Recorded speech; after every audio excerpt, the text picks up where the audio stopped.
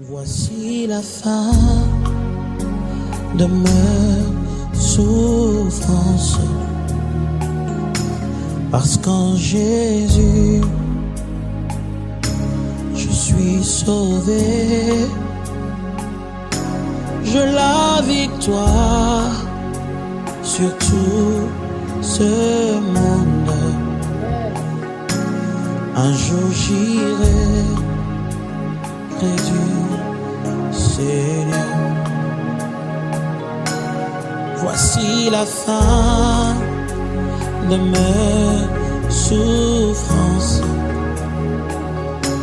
parce qu'en Jésus,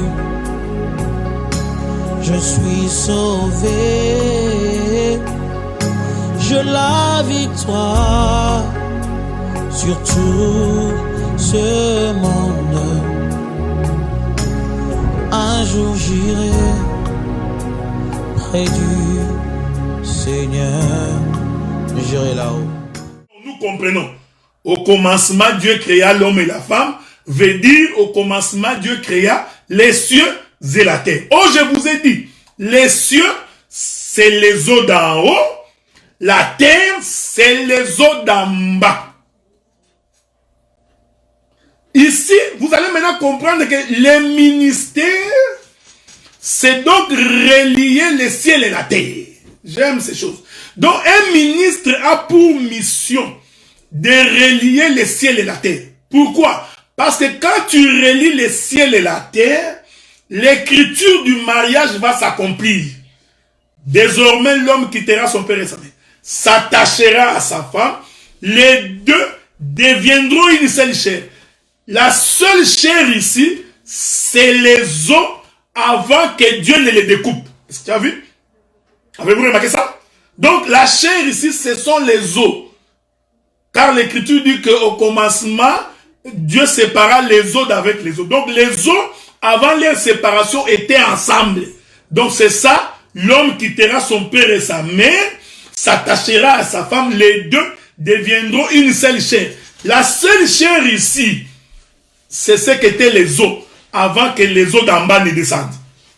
C'est pourquoi je vous ai toujours dit dans vos mariages, c'est pourquoi j'ai toujours répété ça, c'est pourquoi vous remarquerez que dans toute la Bible, il n'y a jamais eu de célébration d'un mariage religieux. Ça n'existe pas dans la Bible.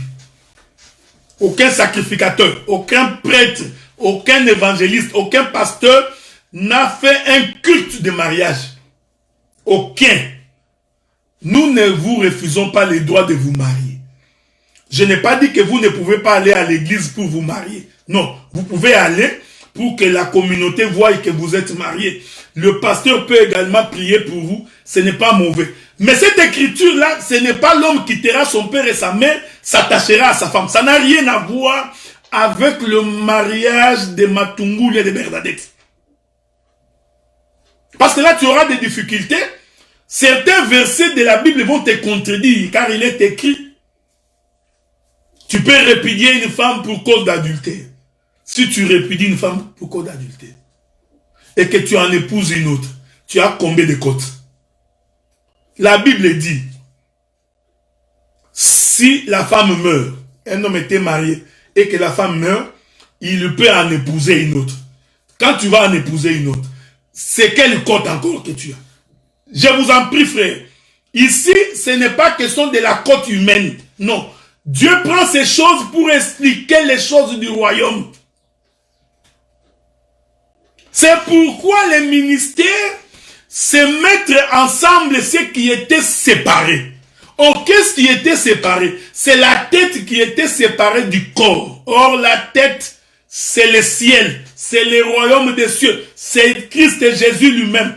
Et le corps, c'est l'église, c'est l'épouse. Donc, les ministères relient. J'ai écouté, je veux que vous me suiviez bien. Voilà pourquoi quand un prédicateur ne peut pas relier le ciel et la terre, tu comprends qu'il n'a pas le ministère. Oh, quand tu vois un prédicateur qui vous prêche l'histoire des maisons, des mariages, comment laver les assiettes, comment laver les habits, tout ça c'est bien. comment ne pas répondre à ton mari, comment le mari ne peut pas insulter sa femme, tout ça, comment repasser les habits de l'homme, comment étaler les lits, tout ça, comment il faut balayer la maison, nettoyer, tout ça. Quand un prédicateur prêche comme ça, comprenez qu'il n'est pas en train de relier les cieux et la terre, frère. Non. Donc nous comprenons qu'il n'a pas les ministères. Parce que je vous ai dit que je serai ici avec vous 4 mois, non? Parce que je vais expliquer même comment les eaux d'en haut, d'en bas, doivent être reliées par les eaux d'en haut. Je démontrerai ça, frère. Parce qu'il faut qu'il y ait les principes d'évaporation. Les eaux d'en bas doivent changer de forme. Qui fait ce travail? C'est le ministère. Donc le ministère ne vient pas nous prêcher qu'il faut acheter des maisons, acheter des voitures. Ça, ce n'est pas le ministère. Sommes-nous contre les maisons et les voitures? Non. Tu peux t'acheter une bonne maison pour que tu puisses dormir à l'intérieur et avoir un bon sommeil. Parce que si tu dors sur un mauvais lit, tu auras des difficultés. Tu peux avoir très mal aux côtes. Donc, ce qui n'est pas bon. Ok? Donc, quand tu roules dans une voiture dont les amortisseurs sont finis, certainement que tu auras mal au dos, tu risques d'attraper des hémorroïdes. Donc, c'est quand même bien d'avoir une nouvelle voiture dont les amortisseurs, quand tu conduis, tu te sens bien. C'est pas mauvais. Mais ces choses-là n'ont rien à voir avec le royaume. Donc, un prédicateur qui est incapable de relier ciel et la terre. Je vais continuer. La Bible dit, on va lire une écriture. Attendez. Je ne suis pas pressé, je vais arrêter bientôt. Hein. Je sais que vous allez vous fâcher parce que je vais arrêter bientôt, mais je vous ai dit que j'ai 4 mois. Non? Donc, souffrez. Je vais relancer l'écriture de Jacob quand il a vu l'échelle. C'est dans Genèse, dans quoi? Genèse combien? C'est quelqu'un peut me trouver cette écriture-là quand Jacob fouillait son frère. Ok, la Bible dit qu'il s'en alla et il trouva un endroit où il est écrit. Hein? La Bible dit qu'il dit, ici se trouve la porte du ciel. Roland, tu es en retard. Je continue à t'attendre pendant que je cherche aussi, ok? À moins que Fond de Diamant trouve les versets avant toi. À ce moment-là, tu vas te plaindre que les sœurs sont en avance. On va aller voir ça. Genèse combien? Je suis en train de courir avec quelqu'un. Ok? Bien-aimé pasteur Willy Bodika, que Dieu te bénisse. Willy nous dit c'est dans Genèse chapitre... Voilà, Genèse chapitre 28. Que Dieu te bénisse, mon bien-aimé pasteur. Genèse chapitre 28. Je vais commencer par le verset 15. La Bible dit ceci. Voici, je suis avec toi, je te garderai partout où tu iras. Je te ramènerai dans ces pays, car je ne t'abandonnerai point, que je n'ai exécuté ce que je t'ai dit. Jacob s'éveilla de son sommeil. On peut remonter un peu plus haut. Je crois que ça va être une bonne chose. Attendez, je cherche la vision. C'est la vision que je cherche. Voilà. Genèse 28, je commence par le 11e verset. Nous lisons. Genèse 28, 11e verset. La Bible dit, il arriva dans un lieu où il passa la nuit, car le soleil était couché. Quand le soleil se couche, tu dois dormir. Ok? Il prit une pierre. Ce n'est pas l'objet de mon intervention, parce que nous pouvons expliquer beaucoup de choses ici. Mais je m'en vais très vite au but. Il prit une pierre dont il fit son chevet. Et il se coucha dans ces lieux. Nous parlons de notre père, le patriarche Jacob. Tant il fouillait son frère, étant fatigué du voyage, il trouva un rocher, une pierre. Il va donc mettre sa tête et dormir. Il eut un songe, voici une échelle était appuyée. J'ai écouté. Dans les songes de Jacob, il va voir une échelle qui était appuyée sur la terre et son sommet touchait au ciel. Et voici les anges de Dieu montaient et descendaient par cette échelle. Est-ce que quelqu'un me comprend? Dans son songe, le frère, le patriarche Jacob, va donc rêver une échelle. Mais l'échelle ici reliait le ciel et la terre. En d'autres termes, l'échelle, c'est le ministère. Est-ce que vous comprenez? Donc l'échelle ici, c'est le ministère qui était en train de relier le ciel et la terre.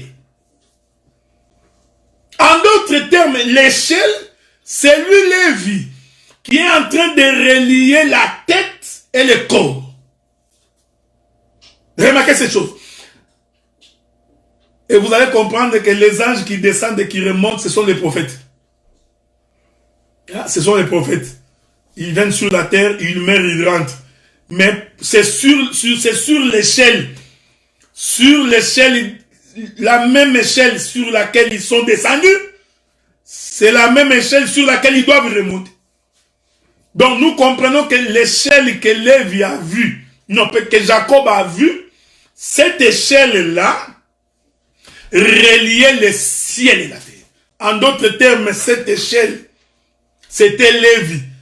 Désormais, mon mari s'attachera à moi. L'échelle est donc, est en train d'attacher la tête et le corps.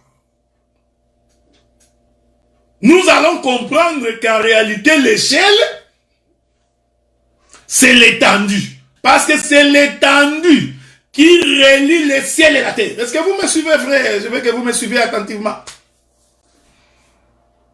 Donc l'étendue a pour mission de relier le ciel et la terre.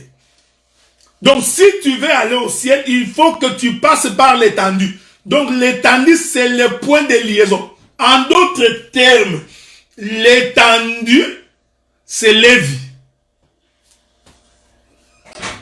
L'étendue, c'est l'échelle. L'étendue, c'est le cou du corps. Donc, car c'est le cou qui relie la tête et le corps. Est-ce que vous me suivez? Donc, sans lui, sans l'échelle, sans le cou, le corps ne peut pas vivre. Avez-vous remarqué cette chose? Doucement. On va avancer. Donc, vous comprenez maintenant que Jésus a... J'ai défini le ministère. C'est pourquoi il est écrit. Je vais vous trouver l'écriture. Je ne sais pas si j'ai trouvé cette écriture-là. Mon bien-aimé Roland. L'écriture qui dit que Jésus est là pour réconcilier. Attendez frère, ne vous en faites pas. Réconcilier le monde avec Dieu. Voilà, 2 Corinthiens chapitre 15.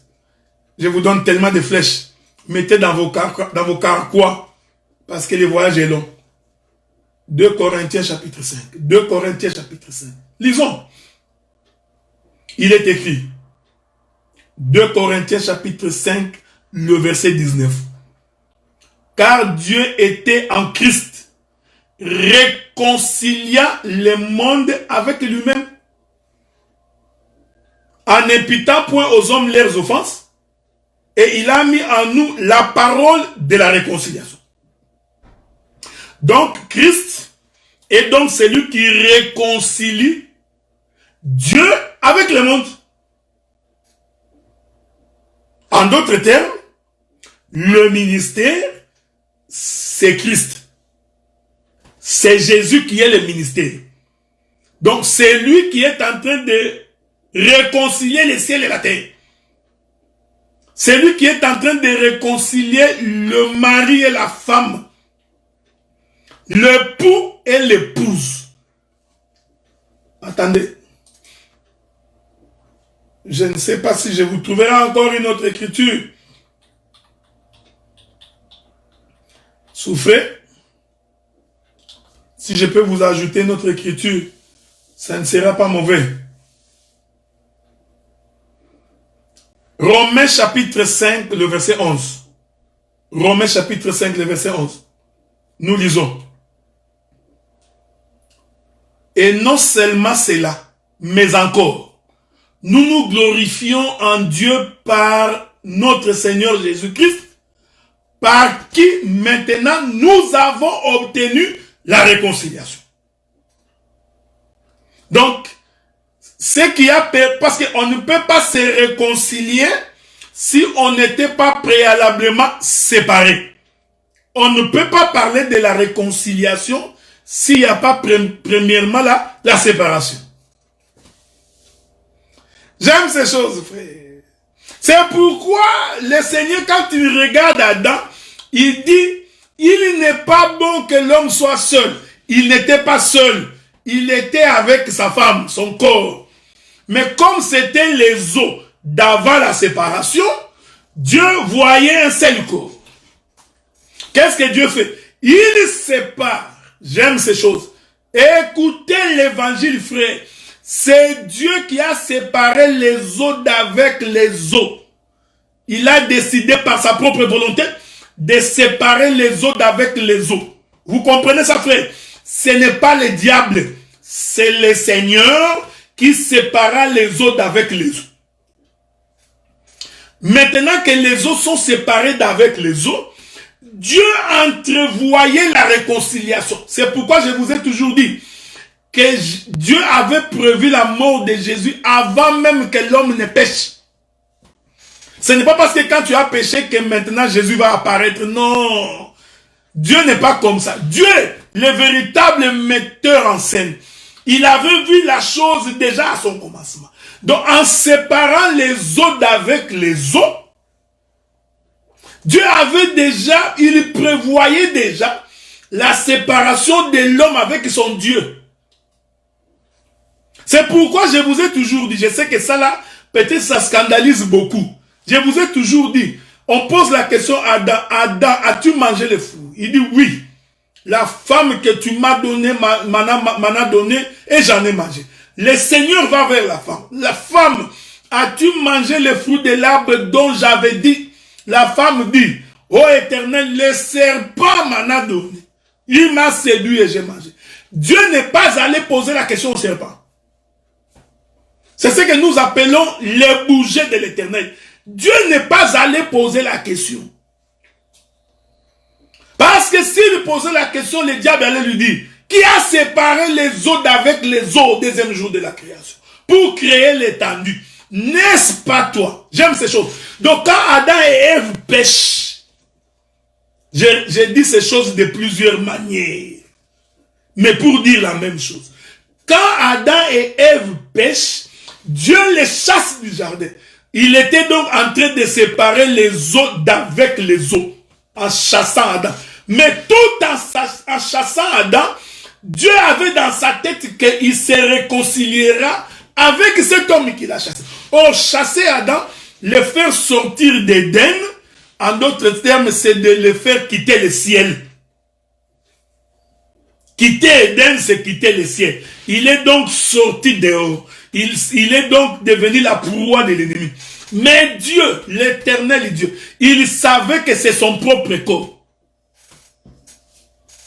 Voulez-vous que je vous ajoute encore une autre écriture? Parce que j'en ai toute une pléthore. Romains chapitre 11. Non, pas Romains chapitre 11. Je voudrais terminer par 2 Corinthiens chapitre 5, le verset 19. Car Dieu était en Christ. Dieu était en Christ, réconciliant le monde avec lui-même. Ça, je vous avais donné ça. Non, ça, je vous ai donné ça. Prenons 2 Corinthiens chapitre 5, verset 18. J'aime la Bible. Et tout cela vient de Dieu, qui nous a réconciliés avec lui par Christ, et qui nous a donné le ministère de la réconciliation. Le ministère de la réconciliation ici, ce n'est pas te réconcilier d'abord toi avec ton oncle. Non. Ça là, ça n'a rien à voir avec ton oncle. Tu as insulté ta belle-sœur, tu es en conflit avec ta belle-sœur. Tu voudrais que nous, les pasteurs, nous venions pour te réconcilier avec ta belle-sœur. C'est bien.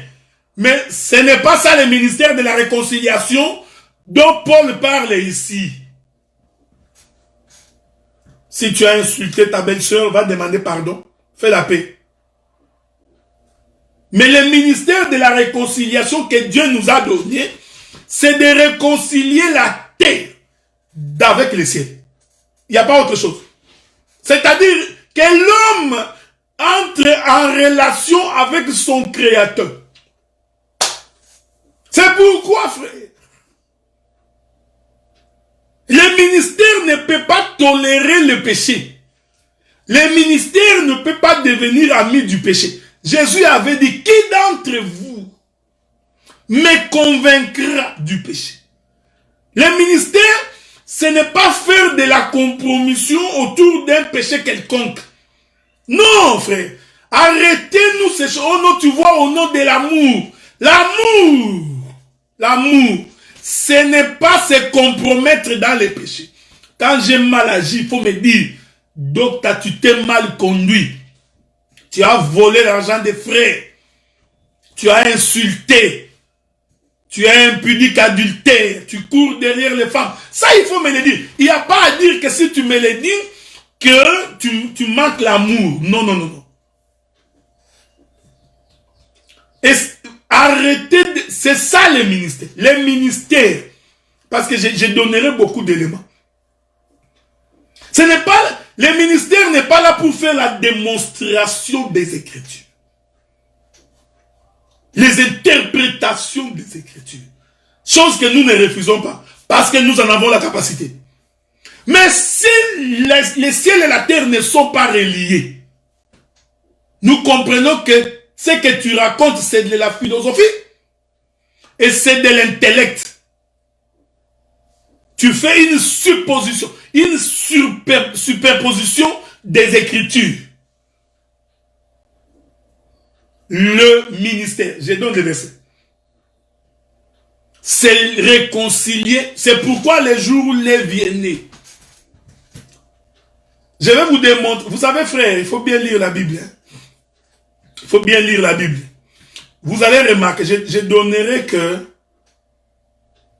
Lévi avait des terres en Israël. Vous allez voir ça.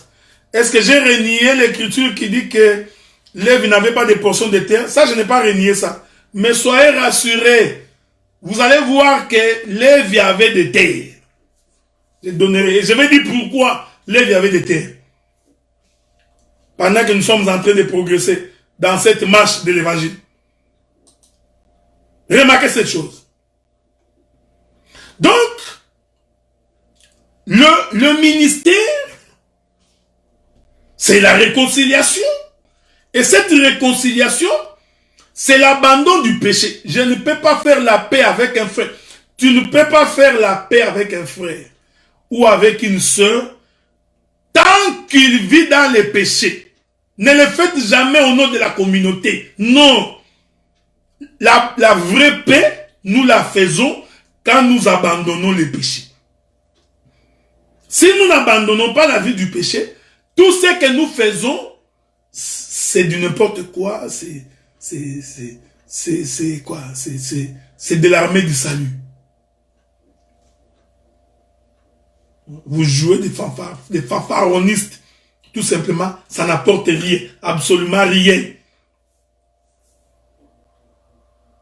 C'est pourquoi le ciel doit être... C'est très important ce que j'ai dit, frère. C'est pourquoi vous allez remarquer que déjà au deuxième jour de la création, le Seigneur va donc séparer les eaux d'avec les eaux. Mais l'Éternel est bon. En séparant les eaux d'avec les eaux, il a laissé l'étendue. Parce qu'il savait que l'étendue reliera le ciel et la terre. Est-ce que vous comprenez ce que nous avons? L'étendue mettra la liaison entre le ciel et la terre. Écoutez maintenant, frère. Que dit le frère Job? J'ai fini dans 9 minutes. Je ne suis pas pressé parce que j'ai beaucoup de choses à dire. Donc on ne va pas courir. Je vous avais donné l'enseignement la fois passée. Ceux qui ne l'ont pas suivi peuvent aller sur YouTube, ils verront ça. Sur la concubine, les Lévites et sa concubine, qu'il a coupé en 12 morceaux. je vous avais fait voir que là, le Lévite a récupéré la concubine. Il coupa la concubine en 12 morceaux. Il va donc envoyer chaque morceau dans chaque tribu. En d'autres termes, les différents morceaux de sa femme reliaient toutes les tribus. Est-ce que quelqu'un me comprend? Je suis en train de parler de la réconciliation. Le ministère a pour mission de relier ciel et terre. Les Lévites, je suis dans Juge, je vais lire ça pour vous. Pour rattraper les retardateurs. Juge chapitre 19. Juge chapitre 19. Nous allons lire les derniers versets de ce chapitre. Prenons le 29e et 30e verset. Ok? Juge 19, 29 et 30e verset. Arrivé chez lui, il prit un couteau. J'explique les ministères. J'explique l'échelle qui relie le ciel et la terre. Il faut bien écouter comment j'explique cela. C'est pourquoi je vous ai toujours dit que je suis ce ministre-là, que même quand tu mets ton radar, tu ne me verras pas venir. Tu vas être sursauté, je suis déjà dans ta parcelle. Ici, je voudrais dire que nous avons des frères. Oh, tu vois, comme il a commencé à prêcher, c'est sûr qu'il va toucher cette écriture. Il va venir comme ça. Tu vois, déjà comme ça, ils n'ont pas le Saint-Esprit. Ils croient que les choses de Dieu, c'est du mécanique. Un mécanicien. Parce qu'un mécanicien, il sait déjà quand j'ouvre ici, je ferme le carburateur, je mettrai l'alternateur et puis c'est fini. Tu vois, donc il répète, il connaît la même chanson.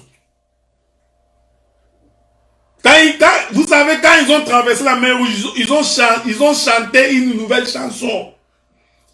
Un ministre doit chanter une nouvelle chanson. Toi, tu chantes les chansons de 1960, la même chanson en 70, la même en 80, en 90, 2000, 2010, 2020, tu chantes la même chanson. Je rentre là-bas. Je rentre là-bas. Arrivé chez lui, il prit un couteau, saisit sa concubine, la coupa membre par membre en 12 morceaux, qu'il envoya dans tous les territoires d'Israël. Est-ce que vous me suivez? La femme coupée en 12 morceaux, chaque morceau envoyé dans chaque territoire, c'était ça les liens, c'était ça l'échelle, c'était ça le coup, c'est ça l'étendue. Parce que chaque morceau a relié les corps. A mis les corps ensemble. Est-ce que vous voyez ça? La Bible dit, tous ceux qui virent cela dire, jamais rien n'est pareil n'est arrivé. Et ne s'est vu depuis que les enfants d'Israël sont montés du pays d'Égypte jusqu'à ce jour. Prenez la chose à cœur et consultez-vous et parlez. Le chapitre 20. Le chapitre 20, le premier verset. Tous les enfants d'Israël sortirent depuis Dan jusqu'à Beer-Sheba, au pays de Galade, et l'assemblée s'est réunie comme un seul homme devant l'Éternel à Mitzpah. Ah bon. Or, l'homme, il est formé de la tête et de tout son corps. Donc, nous comprenons. Est-ce que quelqu'un me comprend? Donc, quand Israël sort, il forme un seul corps. Mais qu'est-ce qui a fait que Israël s'assemble? Ce sont les différents morceaux de la concubine du Lévite qui a été partagée sur tous les territoires. Suivez bien. Parce que dans les jours qui viennent, j'expliquerai que la terre de Lévi en Israël, c'était le corps de cette concubine. Garde, je vais expliquer. Sois pas pressé. Donc nous comprenons que le fait que les corps se relient, parce que vous avez remarqué, frère, avant que le morceau du corps de la concubine ne soit envoyé, c'est que Israël était dispersé. Chaque tribu dans son coin. C'est ce que j'appelle, c'est-à-dire qu'ils étaient séparés de la tête. Parce qu'il n'y a que la tête qui relie le corps. Il n'y a que la tête qui va donner la forme au corps. Ah, mon bien-aimé frère Paul.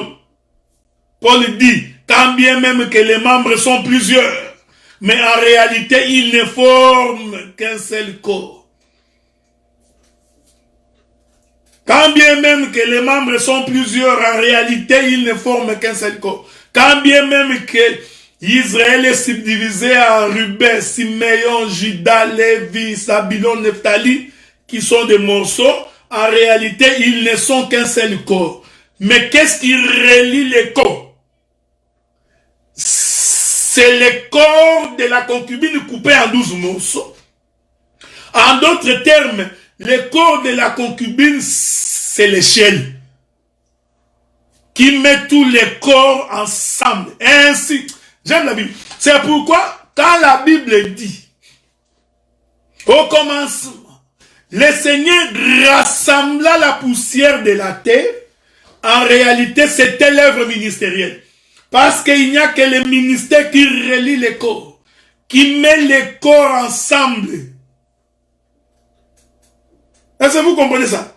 Quand bien même, je vais lire cette écriture-là, pour aider la sœur Dorian, afin qu'il puisse ajouter ça dans sa gibecière. Ça va lui permettre de combattre Goliath et de l'abattre. Parce que si ta gibecière est vide, tu ne pourras pas combattre Goliath. Nous prenons 1 Corinthiens chapitre 12. 1 Corinthiens chapitre 12.